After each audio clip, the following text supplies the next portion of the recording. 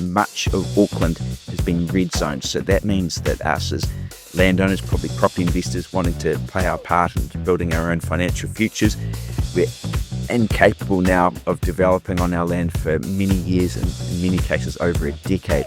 Wealth HQ, empowering you to take charge of your financial life. If you are a developer wanting to add affordable housing to the Auckland market, then you could be in for a nasty shock. Watercare, the council-controlled organisation, has released a map which shows they can't supply large parts of Auckland. For some, it could be over a decade before they can put in the pipes. What does this mean with Auckland's current population of 1.7 million forecast to grow by 13% in the next 10 years? Best-selling author and former lawyer Dave Whitburn returns. A former president of the Auckland Property Investor Association, Dave has just completed a 74-dwelling new build in West Auckland. Dave, what's going on? Danny, it's pretty stressful getting the phone ringing off the hook with concerned developers, and I've called Watercare, I've called civil engineers and planners there, and we've got some big problems there. There's a little bit of a political power play that's going on, but we've got this sudden terrible news that much of Auckland has been red zoned. So that means that us as landowners, probably property investors wanting to play our part in building our own financial futures, we're incapable now of developing on our land for many years and in many cases over a decade whilst we wait for crucial infrastructure to come in. Well, it sounds like a lot of people will be affected. Can you comment on who is being affected by this change? Absolutely. So Watercare have put out some maps with a GIS viewer that's on their website, and this covers huge tracts of Auckland, including East Auckland, with the exception of Golflands, also large tracts of the North Shore, and also significant portions of West Auckland and a couple of pockets as well, particularly the entire suburb of Otara and parts of Papatoi and Mangere East in South Auckland. So we've got some major concerns. This affects well over 50,000 sites right now. And I haven't actually tried to count them all up, but it might be more like 100,000 properties at a glance that are impacted by this. Well, this sounds like a lot of people are being affected. Can you tell me, how has this happened? Have we been notified? What happened there with the council just dropping the news and then suddenly, we're having to adjust to this change? Absolutely. So Watercare is that council-controlled organisation, or CCO. So they, like Auckland Transport, sit just outside of the Auckland Council ambit, which is a little bit of a concern too. So possibly a bit of a political power play going on here. This also comes in with things like under the backdrop of the national policy statements where the central government was trying to dictate the planning rules for this. The previous government had wanted to do a thing called Three Waters. That Three Waters was turned down. So previously all of the council were going to hand over the water management rights to central government, who are going to create various water entities to do that.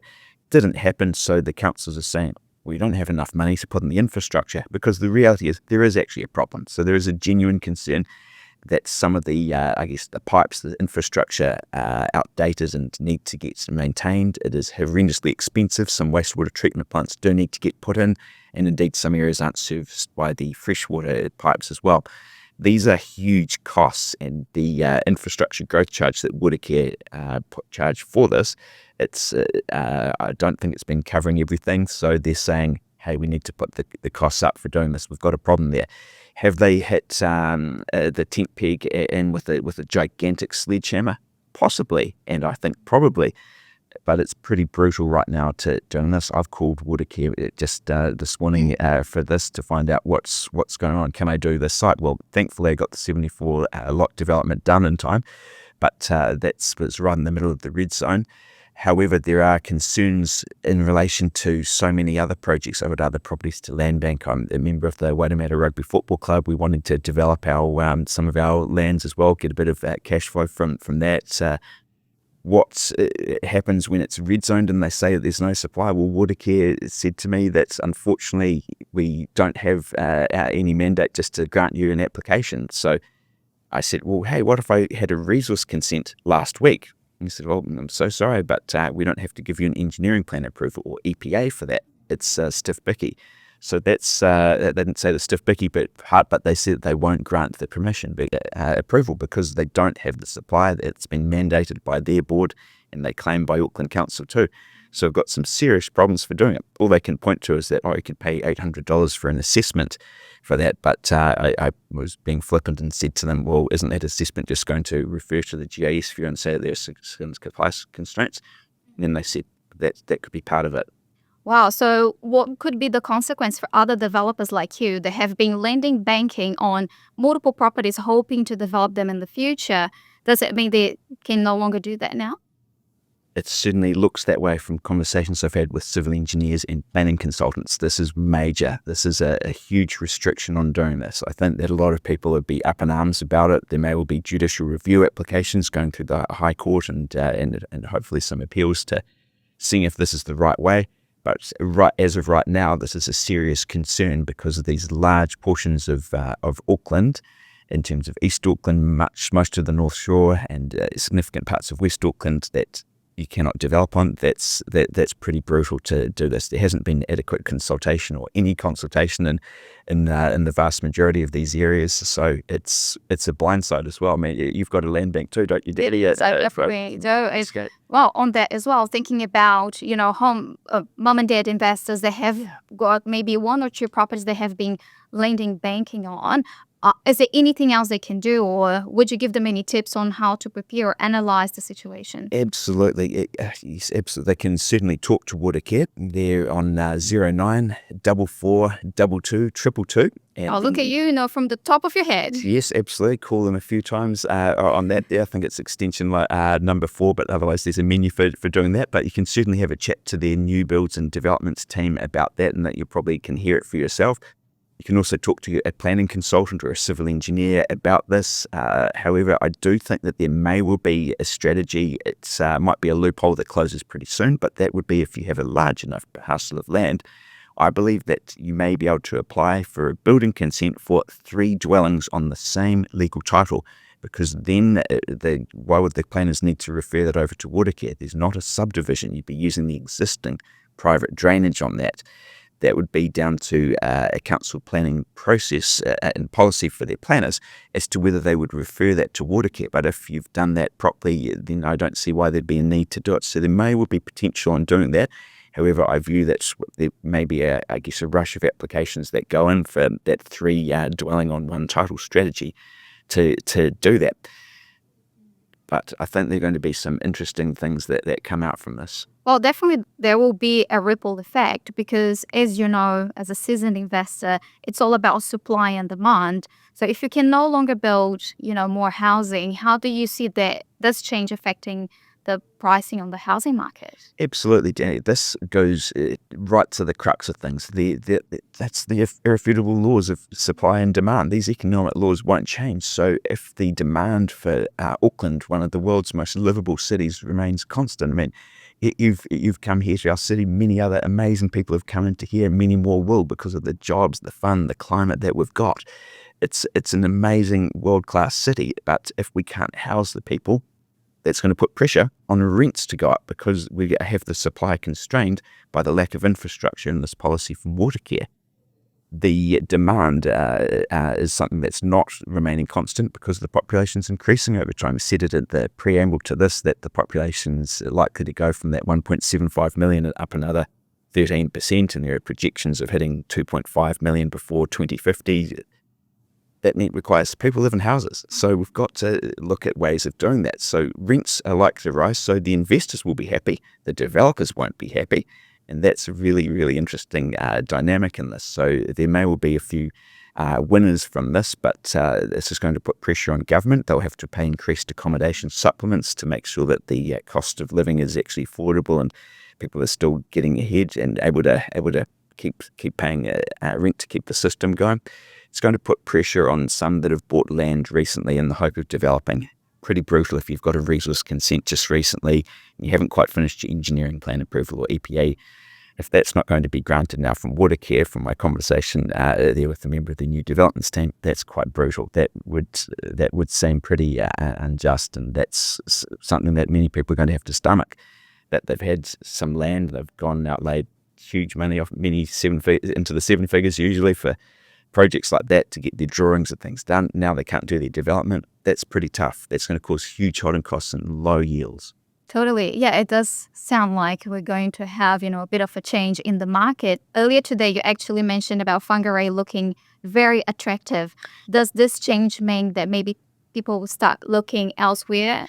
I think so. This is something that the HQ Group's been quite big on in terms of regional cash flow, and some of the provincial cities are showing some really good performance, and they've got some stable population growth and not too dissimilar rates of growth to Auckland, the nation's economic hub. So with the lower entry prices there, I think that's an area to look at, and Whangarei is just one of my personal favourites amongst a few others, which we'll cover off in another podcast together. But I'm really excited for areas like that are showing some quite diverse industries and a number of infrastructure features that are actually being put in, which is the thing that's actually holding Auckland back. It's infrastructure. So I'm excited about that area. Yeah, because at the same time, something you always say is it's about taking action and not accepting no as an answer. So what else can be done? Obviously, if you have been faced with external factors, so you would say maybe just get educated and get to learn about other reasons. Totally, Danny. Knowledge is power, and you're educated so many people. I've known each other for,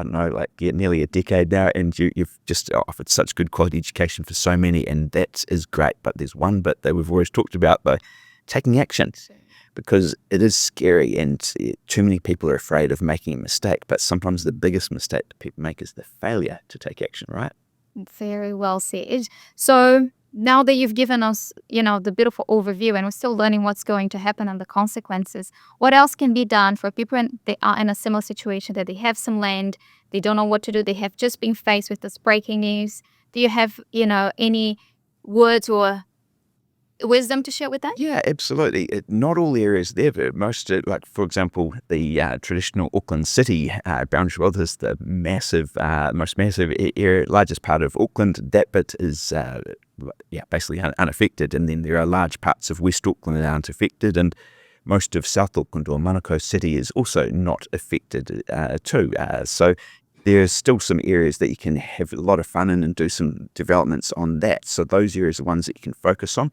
And I do think that it's worth chatting to an architect or even a planning consultant about, can you do 3 dwellings on one title?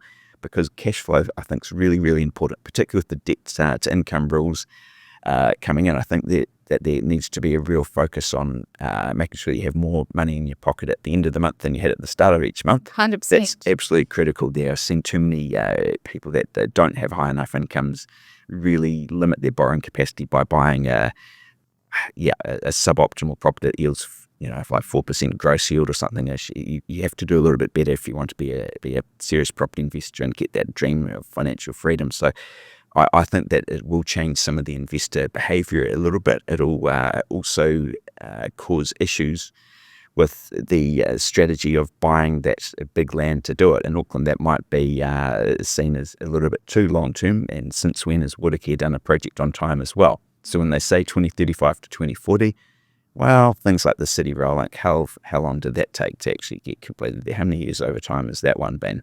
Who knows? Central Interceptor, I could just list off so many projects there, but I don't have any confidence that they'll get it done by 2035. So I think that sometimes it's nice to be optimistic, but sometimes it's prudent to be realistic, and you might be looking at least 15 years until the supply is in place for many of these parts of Auckland. So that's the cheery news for me to bring you today, and I'm really sorry to be the deliverer to the listeners for this, but it is what it is, and we just have to try to work our way around it. And it might be a watch this space with some of the larger groups, including retirement village operators, that are talking about banding together potentially a class action for a judicial review against council's exercise of their discretion to do this. I think it's most unfair. The reality is the underlying developments have billions of dollars at stake. So I do think that there'll be time for me to talk to my friends that are environmental lawyers to find out what's going on, and this could be a protracted battle over many years in the courts is what I think will happen here. Yeah, it sounds like you've been very involved in the whole process, but I think the takeaway from today is get informed, trying to understand if this may affect you or not, get educated, and then think about creative ways that you can still be investing and increase your cash flow so you're not out of the property investment game. So thank you so much, David, for coming here, sharing the latest news with us. And for you guys, if you're watching the podcast, if you know someone that can benefit from the conversation today, share with them. And also go on our YouTube channel. We have just released a market update and we're trying to create a new one for you every week. So give it a like and I hope to see you next time. Financial freedom. Financial freedom.